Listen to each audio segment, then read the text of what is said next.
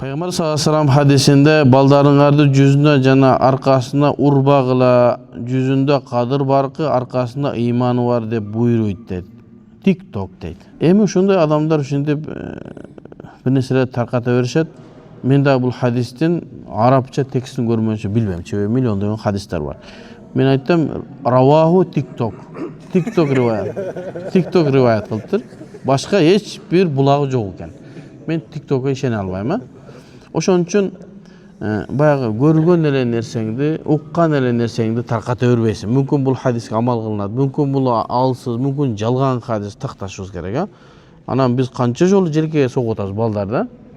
Эмне болот ошондо? Жүзүнө урган эми арам болот, Башка хадистер менен жүзүнө урбаш керек, Намаз окуп атканда ар бир рекетте бисмиллахи айтабызбы? Биринчи истифтахты айтабыз, анан аузуну айтабыз, анан бисмилlah Фатиханы окуйбуз, Фатихадан кийин бисмиллахны айтпастан эмне замсыра окуйбуз. Биринчи рекетте. Ортодо бисмилlah айтылбайт. Экинчи рекетке чыктыкпы? Бисмиллахны айтабыз, Фатиханы окуйбуз, Фатихадан бисмиллахны айтпайбыз, замсыра окуйбуз. Ушундай пайгамбарыбыздын намазы бизге ушундай болуп келген. Даратта ниет кылуу сүннет. Намазда ниет кылуу парз. Эгерде даратта ичиңизден, жүрөгүңүздөн эле Аллахым ушун дараттан ниет кылып тазаланыш үчүн деп жүрөгүңүздөн айтсаңыз жетиши болот. Тил менен айтуу милдет эмес. Вообще айтпай койсоңуз деле немеңиз, даратыңыз дурус. Ханафи мазхабта эмне себептен даратка ниетти шарт кылган жок, башкалар шарт кылды. Десе, бул тазалай турган нерсе. Өзү суу жуусаң, кирди кетиргендей эле буга ниеттин кереги жок. Кандай эле кийим кийиш намазда шарт. Ауратыңды жабышлык. Дарат алуу да шарт. Бирок эмнеге кийим кийгенде ниет кылбайсың да даратта ниетти милдеттүү кыласың? Эгер андай боло турган болсо, кийим кийгенде да ниет кылышың керек болот да. Ошого биздин алымдар не деген? Дарат бул тазалоочу нерсе. Буга ниет кылдың, кылбадың, ниетти жуудуңбу болду. Жамгырда калып калдыңбы, сууга секирдиңби болду, тазаланат дейт. Ал эми иннамал аъмалу бинният деген хадис ар бир нерсенин сооптору ниетке жараша болот деген ошо сүннет дедик. Фарз эмес, Ошо биздин арабызда азыр бир жигит отурат, Умар деген, машалла. Мен бул баланын атын угуп, анан кылган амалдарын угуп, аябай өзүмчө толкундандым, сүйүндүм. Жаш бала, жашын айтпай эле коелук. Биздин сабактарыбызга келип атат. Биздин сабактарыбызды ар бир сабакты кеминде 7-8 жолдон угуп чыгыптыр. Күнүнө 7 саат, 8 саат ошо сабакты угат экен. Эгерде кыргыздардан дагы бир аалым чыга турган болсо, мына ошо окшогон балдар чыгат. Иншалла биз колдошубуз керек. Иншалла мен билбей калдым бүгүн сабакка келгендигинчи. Иншалла кийинки сабакта мен өзүм бир белегим бар иншалла. Анан иншалла бул баланы бүтүндөй колдогонго аракет кылабыз иншалла. Ошо айныбастан ушундай болуп дайыма сабактарды угуп жүрө берсе, иншалла мектебин бүтсө, иншалла Кудай буйруса, ошону өзүбүз карамабызга алып окутканга иншалла элдин астында мойнубузга алабыз иншалла. Ошо окусун, жакшы окусун, мектепти жакшы окуп бүтүрсүн. Ошол эле мезгилде ушу сабактарды угуп берсин. Анан кийин кайсыл окуу жайга, диний окуу жайга окуйм десе, иншалла академия ачылып калды. Андан кийин Иордания, Саудия деген окуу жайлар бар иншалла. Ошол жактарга окутуп, кепилдикке алганга иншалла силердин астыңарда сөз беремин. Эгерде өзү каалаган болсо, иншалла Кудай Таалам өмүрүнө береке берсин, ден соолугун берсин.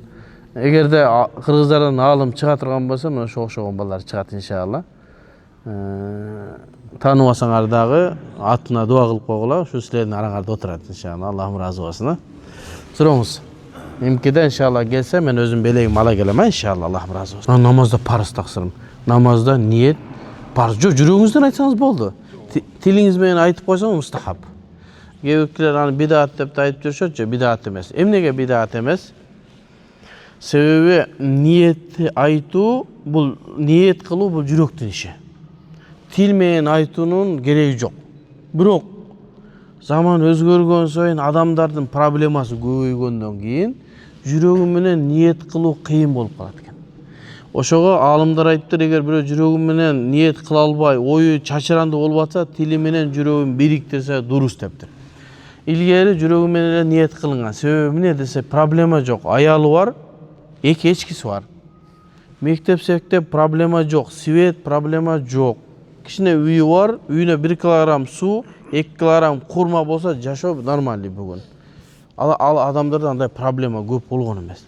Азыркы мезгилде адамдарда иш көбөйүп кетти. Балаңдын мектеби, пробка, ишиң, светиң, эгерде арамдан болсо да кредит албасаң аны төлөш керек. Адамдарда алаксыта турган нерсе көп болгондон кийин намазды окуп атыптыр, оюн бир жерге алып келе албагандыктан ошону тили менен айтса мустахаб деп айткан адамдар. Ошого тили менен, жүрөгү менен айтса сону. Бирок экөөнү жам бириктире албай атса, тили менен дагы айтса зыяны жок. Кайра мустахаб деген бидат эмес. Дагы болду? Мынакта суроолор бар экен, ошолорго жооп берип коелучу. Кичине 1 мүнөт таксырма. Ассаламу алейкум устаз. Менин досум үйлөнүүгө кыз таппай атат. Дуа кылып коюңузчу, такыба, имандуу, сулуу кыз насип кылсын. Рахмат жооп бергениңиз. Аллахым разы болсун. Кудайым ошол балага, досуңузга бир жакшы, салиха, имандуу, ошонун тукумун улай турган сулуу кыз насип этсин. Дуа кылып коесуздар. Ассаламу алейкум дамла, сизге суроом төмөнгүчө. Динибизде 4 мазхаб бар эмеспи? Негизинен баарыбыз мусулман болуп, ислам динин карманабыз, намаз окуйбуз. Анан эмне үчүн 4 мазхабка бөлүнөт жана намаз окуганда баары бирдей окубайт дегенде кыймылыбызда айырмачылыктар бар. Негизинен баарыбыз пайгамбарыбыз окугандай окуубуз керек эмеспи? Негизи эле мазхабка бөлүнүү кайдан келген? Эртең кыяматта намаз жөнүндө суралганда кандай болуп калат десиз? Жаңы намаз окуп атыпсыз, же болбосо биздин сабакка 2-чи же 1-чи жолу келип атасыз? 1-чи жолу келип атасыз, мен билгенден. 1-чи жолу келип атасыз. Бул суроолорго ушул Ханафи мазхабтын негизделиши деген 14-15 сабак чыгып атат да. Ошону бирден баштап уксаңыз, ушунун бардыгына жооп берем. Азыр бардыгына сизге жооп берүүгө мүмкүнчүлүгүм жок. Бир эле мисалды келтирейин. Эмне себептен бизде Министерство образования бирөө мектептер көп. Бир эле мектеп болуп бардыгыбыз ошол жерде окубай белек. Министерство образования бир эле мектеп, бир эле программага эмне 4 Бишкекте канча мектеп бар? Бизде да исламды түшүндүрүүдө ошо 4 мектеп бар. Бардыгы пайгамбарыбыздын динин үйрөткөн. Бирөө башкачараак үйрөтөт, бирөө башкачараак үйрөтөт.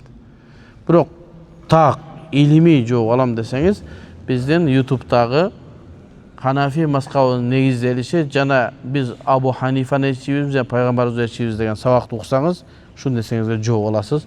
Ва саллаллаху таала хайра халк Мухаммад ва аля али ва сахби ажмаин. Амин. Аллах таала ушул окулган илимибизди Аллахым пайдалуу илимдерден кылсын. Аллах таалам адашуудан, кыйшык кетүүдөн өзү асыраган болсун. Элибизге, жерибизге тынчтык, аманчылык берсин. Ушул жака сабакка келген бир туугандарыбыздын Кудай таалам өмүрлөрүнө береке, имандарын бекем кылсын. Жакшы ниеттерин Аллахым кабыл кылсын. Умар таксырыбыздын Аллах таалам зээнин ачкан болсун, өмүрүн узун кылсын. Исламга болгон кызыгуусун мындан да күчөйтүп, кыргыз элибизге бир чоң аалым болушун Аллахым насип этсин. Амин, амин, рахматке архму. Аллах разы болсун.